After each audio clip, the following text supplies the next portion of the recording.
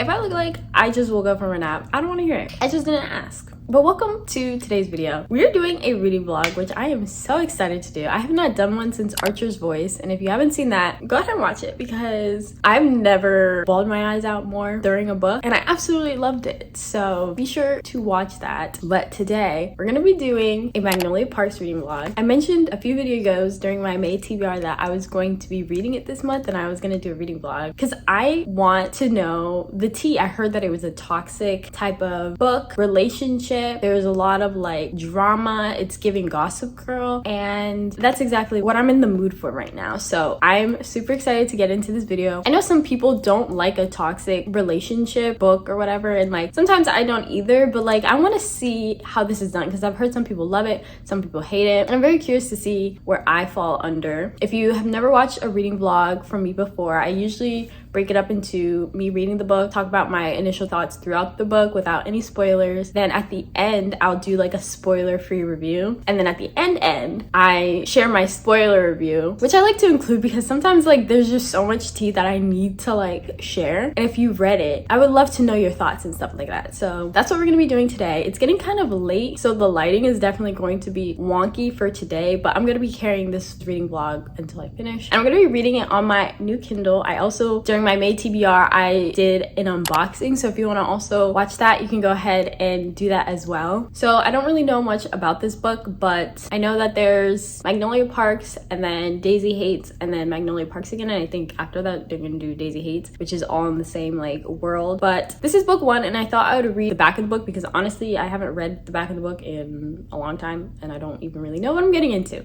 So she is a London socialite, and he's Britain's most photographed bad boy. Ooh, okay. Her name is Magnolia Parks. His name is BG Ballantyne. Apparently they're meant to be and everyone knows it. They're in the stars, just suspended in a strange kind of love that looks like hurting each other a lot of the time. She dates other people to keep him at bay. He sleeps with other girls to get back at her for it. Okay, toxicity. But at the end of their every sad endeavor to get over one another, it's still each other they crawl back to. But their dysfunction is catching up with them, pulling at their seams and frying the world they've built. A world where neither has ever let the other one go completely. As a cracks start to show and secrets begin to surface, Magnolia and BJ are finally forced to face the formidable question they've been avoiding all their lives. How many loves do you really get in a lifetime? All right. Says it's got 508 pages. It's on Kindle Unlimited, so I'm gonna go ahead and start reading this, give you my thoughts, because right off the bat I don't know if I'm the type of reader who would go for a book like this. It's giving second chancey or third, fourth, fifth chance, I don't know how many chances, which I don't really usually care for, but apparently it's like juicy and like you're excited to see what happens next. So we're gonna go ahead and read this, and I will catch up with you whenever something interesting happens.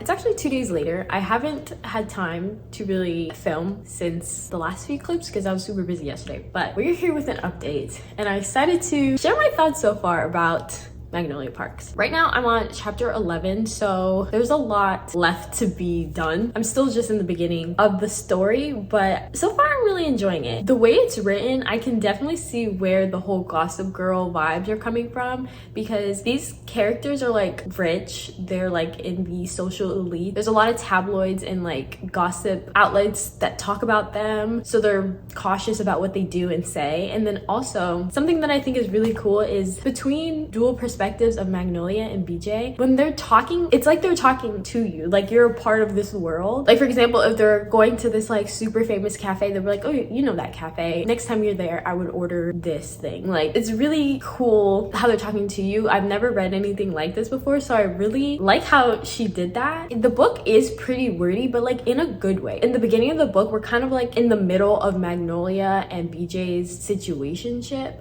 so there's a lot of backstory that we need to like learn about. So we're kind of getting a lot of memories and explanations, but the way that the author like integrates it is like pretty smooth. It's not just like dump of here's information, and the story is always like important and interesting. So it's not a lot of useless information that we're getting that I feel like a lot of books do, which I really appreciate. But so far, right off the bat, you understand why Magnolia and BJ are in like a toxic situationship. They just like keep hurting each other, and like they'll hurt each other behind each other's backs, in front of each other, like, and it's so painful because like they both love each other so much, but then they keep like doing stupid stuff, which I'm kind of like, what is it that made their relationship break up but then still make them such a huge part of each other's lives that they can't stop being around each other, they can't stop hurting each other, but then they still come back together at the end of the day? And it's weird too, because in a lot of situationships, it's like you're still like maybe kissing or doing like romantic stuff, but they don't even touch each other, but like they will sleep in the same bed every night or come a little bit too close when they're talking to each other, like little things like this. There's also like a love triangle situation going on,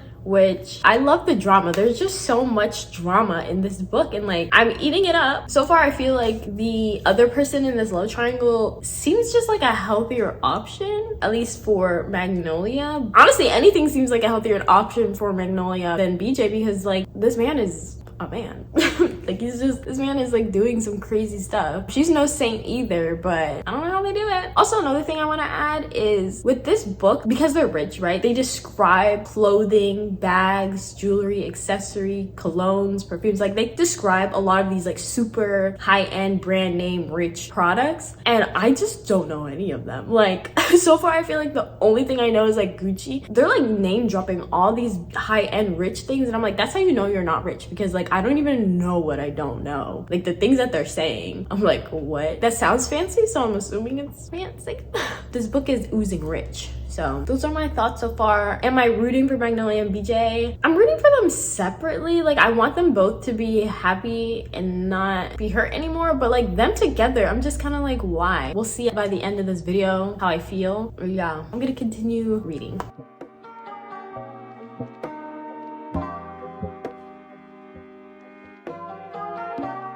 So we're on chapter 24, page 192, and I'm mad because they're literally doing a dance of I hurt you, you hurt me, I get a new boyfriend, I sleep with someone new. Like it's the same cycle all over again. They're like hurting each other, hurting themselves, people around them, and it's starting to get on my nerves, especially because there is a lot of like broken promises happening, and I just don't like that. Right now, like I said, I'm about halfway. I'm on page 192. It's getting kind of redundant to me. Like I want another plot point or something else to be going on, because we're kind of, like I said, we're doing this dance right now and it's getting a little bit boring. I took several breaks so far because I was kind of like, I feel like I know what the next chapter is about to be about. It's pretty juicy, but it's like juicy with the same stuff. Last time we talked, there was like a love triangle. Now we're like, there's a lot of, it's like a square maybe. So those are my thoughts right now. And also this book is very British, lots of British slang. There's parts where I was kind of like, what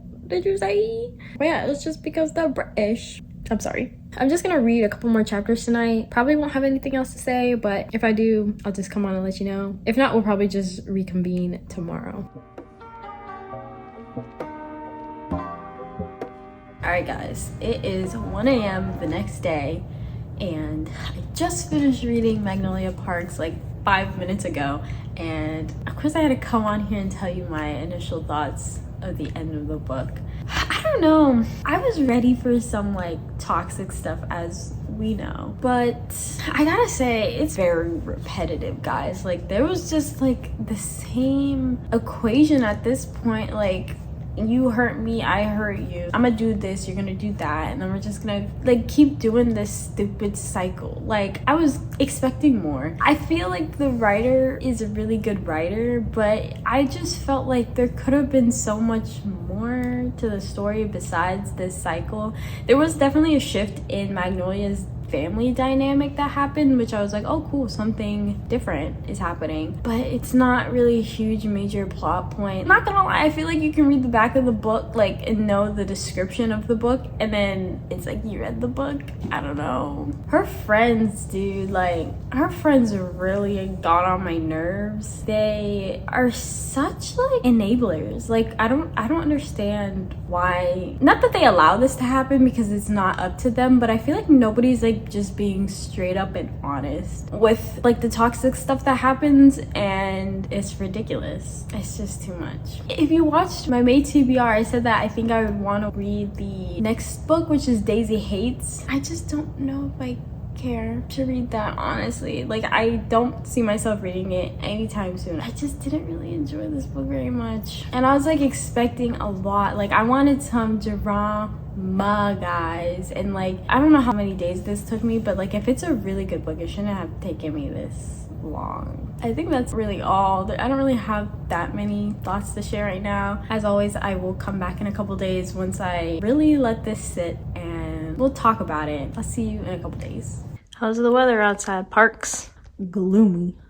It's been a couple days later, and I'm ready to talk about Magnolia Parks. As always, this is going to be the spoiler-free section, so you are safe here. It is gloomy right now, so if the lighting is not looking good, I apologize. I honestly feel like I said a lot of my thoughts throughout the reading vlog, but just to kind of summarize everything, I was kind of disappointed on how Magnolia Parks ended up playing out. Like I said going in, I was ready for some toxicity. Like, I was not scared of that whatsoever, but the way that it was like played out is just so repetitive. And I feel like I'm being repetitive saying how much it's been repetitive, but it was just because like the writing I felt like was so good. Like, the author has a nice way of like tying in stories from the past while we're currently in the present, and it doesn't seem like overkill or like I'm getting dumped all this information or whatnot. So it's really sad that like the writing is good, but then the plot is not even existent. So it makes it hard for me to like be like, I love this book, when I just feel like so many things are missing. I know that they compare this book a lot to Gossip Girl, which I can definitely see, and especially because they're rich and like people are always trying to get like the tea on what's going on in their lives, but there was just no layers really to the story. There was no like other things going on. Like, their relationship or lack thereof was just the entire book, their entire lives, the entire plot, everything. And in the beginning I was super excited because we're just getting into it, so the repetition's not there yet, and you're getting to know the tea and their bad habits and the things that they're doing. The more I got into it, I just got so bored of reading, and like there's a lot of days where I just didn't read the book because I was kind of like over it, and I was just more excited to get started on my next book. So that really sucked. I mentioned this earlier, Magnolia is a fashionista. She knows all name brands, designer brands, and all that. So anytime someone's wearing something, she describes it to the T, like a paragraph of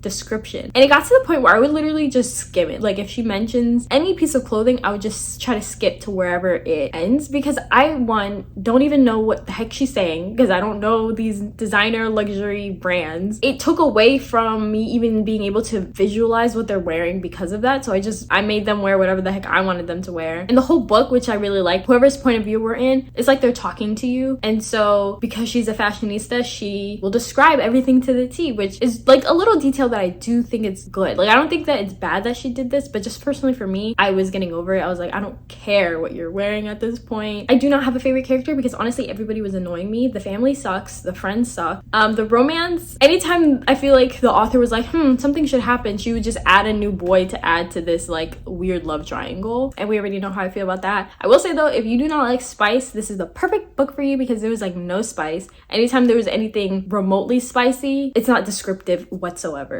Also, something too though that I thought was cool about the book was both characters are very self-aware. Like, everything that you're thinking about, like, why are you guys doing this, what's the point of doing this, you guys are kind of stupid, like all those things that you're probably thinking, they already know, and they pretty much answer what the response would be if you were to ask these type of questions. It was kind of cool. It's like, okay, well, you know, you're smart, but you just want to do whatever you want to do, so you do you, I guess. Nobody's ignorant here. They're very much aware of how bad the things they're doing are, how hypocritical they both are. Overall, I will rate this a 2 stars, unfortunately. It was hard for me to kind of come down to this, just because if you know me, you know that this is how I rate. Like, if I'm excited to get to the end of the book or to see what's gonna happen, I'm gonna just automatically give it a 3 stars minimum. And if the writing's good, if the plot's good, we can only go up from there. But this book, because I was so bored and I just didn't care about what was gonna happen, I couldn't give it a 3 stars. It sucked because the writing was great, but the plot sucked. And I'm not the type of reader who I'm just gonna be excited to continue reading because the writing is good, but when the plot sucks, like, what am I supposed to do with this? So it's a 2 stars for me. Don't know if I'm gonna read Daisy Hates, I'm being completely honest. We'll see. It'll probably be not next month. I feel like if I keep reading, it's gonna get me into a reading slump, so I'm just gonna take a pause. If I feel like giving it another chance, we will, but for right now, it's just not for me. Anyways, I think that's all for the spoiler-free section. If you are ending the video here, thank you guys so much for watching. Be sure sure to like, comment, subscribe, leave your thoughts down below. Would you read this book? What are your current reads and all that stuff? But if you are here for the spoiler section, let us get into it. First things first. Are we surprised that BJ cheated on Magnolia with her best friend? Like, I feel like that was not that surprising. There was a moment where I was kind of like, what if it's her mom? Like, that would be something that's crazy because he refused to tell her who it was. But I was kind of like, nah, it's not gonna be her mom. So the best friend, I'm like, yeah, I'm not surprised, especially when she's been leaning on her, crying with her, taking her pain away when she just feels guilty and all that. Duh, like, it's not that surprising. But I will say, what was something that was really interesting about that was how at the end of the day, the reason he did it was simply because he wanted to. And I kind of like that in like my toxic side of me, you know, like it was just straight up because he wanted to. He wasn't thinking about her when it happened. He just was selfish. He was in the mood. He just did it. You know what I mean? And then afterwards, like post-nut clarity or whatever is when he was like, what the heck did I just do? Interesting because she kept saying throughout the book, I know it's not just because you wanted to. And homeboy told you, girl, it was because he wanted to. Like, I felt like I could almost feel the pain of that because most people are just gonna come up with excuses and say, I was drunk, it was this, it was that. But at the end of the day, it's because you wanted to. And I felt like that was kind of like a bold move. Like, I was not rooting for that, especially when you find out his infidelity and like how he just like keeps doing whatever heck he wants to do anyways. Like, I was like, I don't want them to be together. So him being honest with himself at least and being like, I just wanted to, something I kind of like,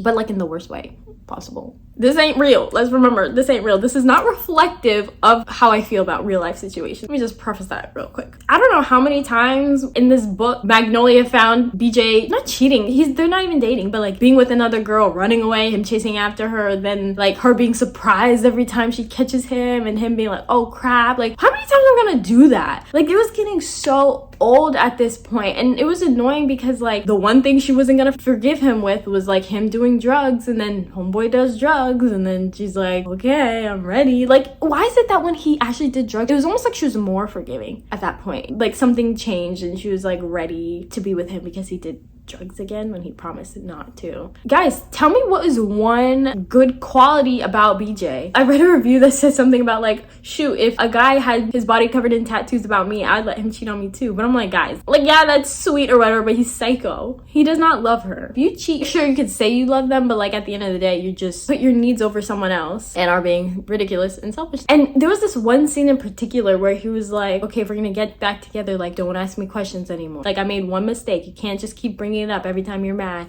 And she's like, okay, I won't. Like, it was so weirdly brainwashy. Like, what the heck am I watching? And it was also weird to me how the friends are so like, they're rooting for them to be together, especially these stupid boys. They know he's doing drugs and hid it from her. He's a terrible person sleeping with hundreds of girls, and they still think that they should be together. And then when Perry, I think is his name, he confronted BJ about possibly lying about something, and it's almost like everyone's kind of like, how dare you speak to BJ like that when BJ's a terrible person? Like, everyone's an enabler, guys, even the family, bro. And the nanny having an affair with her dad was so random and kind of pointless. I don't know why they even threw that part in there. Magnolia threw a fit, and then it seemed like she's low-key kind of forgiving at this point, or at least over it. Magnolia's the type of person that it's so easy to get away with what you want because she's just gonna be like, okay, I'm just gonna be mad for a minute, but okay, like, you don't really stand your ground. I feel like Tom is the one for not Magnolia, because Magnolia doesn't deserve him, but he deserves happiness. I think that is all I have to say. I mean, I feel like I just went on a rant for the most part, but I was trying to think of more stuff, but I was like, oh yeah, I forgot there's only one plot point. Let me just say too, I have no problem rooting for a toxic relationship. If the writing is there and the plot is there and the circumstance are there, like if there's some gray area and not just a black and white right or wrong situation, I have no problem. Like, okay, I'm gonna root for you guys anyways if it's a fake story. But the fact that like it just seems too black and white for me at this point, I'm like, how are we gonna say BJ loves you and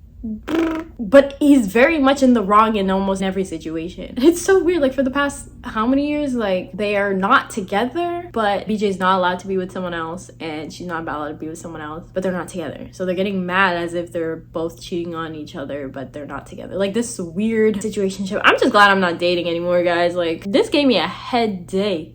that is all I have to say, I think. Hopefully the next reading vlog will be at least better than in 2 stars. I'm gonna need something with substance. So let me know if you guys have any book recommendations. I would love to know them. I think that's all for today. Thank you so much for watching, and I'll see you in my next video. Bye!